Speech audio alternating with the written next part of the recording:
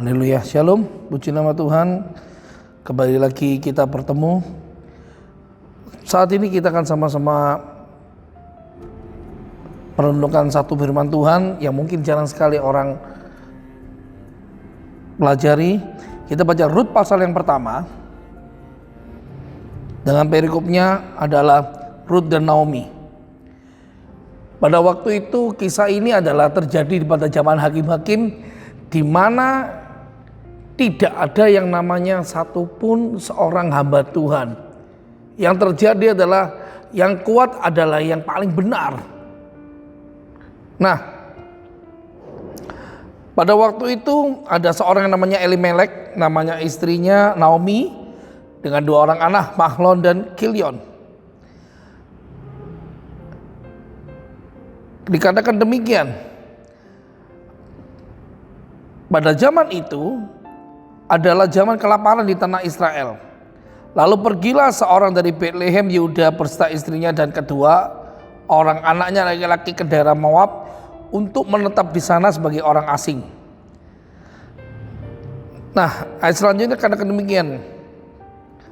Dan setelah sampai ke daerah Moab, diamlah mereka di sana. Kemudian matilah Elimelek, suami Naomi, sehingga perempuan itu tertinggal dengan kedua anaknya. Keduanya mengambil perempuan Moab, yang pertama Orpa, yang kedua Rut, dan mereka diam di sana kira-kira 10 tahun lamanya. Lalu matilah keduanya, sehingga perempuan itu kehilangan kedua anak dan suaminya. Kemudian berkemaslah ia dengan kedua mantunya dan ia pulang ke daerah Moab.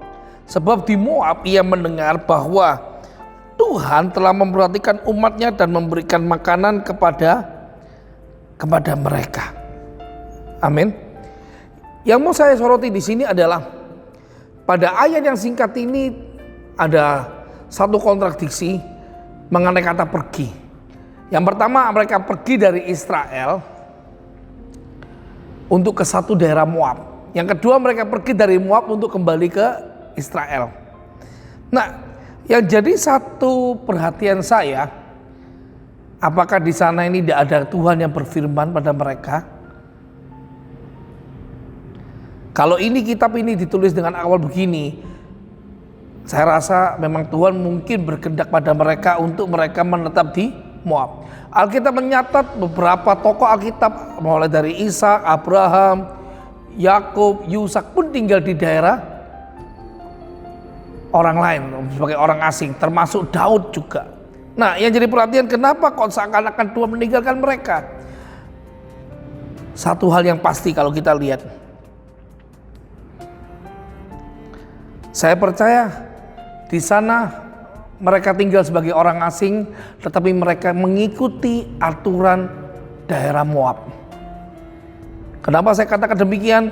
Karena Elimelek dan Naomi membiarkan anak-anak mereka itu bergaul akrab erat, berhubungan erat dengan para wanita Moab dan menjadikan wanita Moab menjadi istri mereka. Padahal hal itu adalah satu kekejian bagi Tuhan. Sudahkah kita memperhatikan diri kita sendiri? Kita ada di dunia ini itu boleh dan harus ada di dunia. Tapi kita jangan lupa, kita tidak bisa ikuti aturan main dunia. Karena apa? Terang dan gelap itu tidak sama. Kita harus ikut kehendak Allah. Kita harus ikut Yesus Kristus. Pikulah salib. Itu yang Tuhan beritakan. Maka ketika kalau engkau tidak pernah pikul salib, engkau hidup bersama dengan dunia, yang terjadi apa? Tidak akan ada penyertaan Tuhan di dalam kita. Amin. Mari saat ini kita masuk dalam doa. Kita minta ampun pada Tuhan apabila kita mendapati diri kita hidup seturut dengan dunia ini. Ampuni kami Tuhan Yesus, ampuni kami Roh Kudus, karena hidup kami selalu mengikuti dunia Tuhan. Ajar kami untuk mau hidup lagi seturut karyamu, seturut kehendak-Mu. Kami mau hidup menurut firman-Mu. Karena kami percaya di dalam Engkau ada kehidupan. Terima kasih Tuhan Yesus, terima kasih Roh Kudus. Di dalam nama Tuhan Yesus kami sudah berdoa. Dan kami percaya Kami mau hidup menurut Engkau, Yesus Kristus. Haleluya. Amin.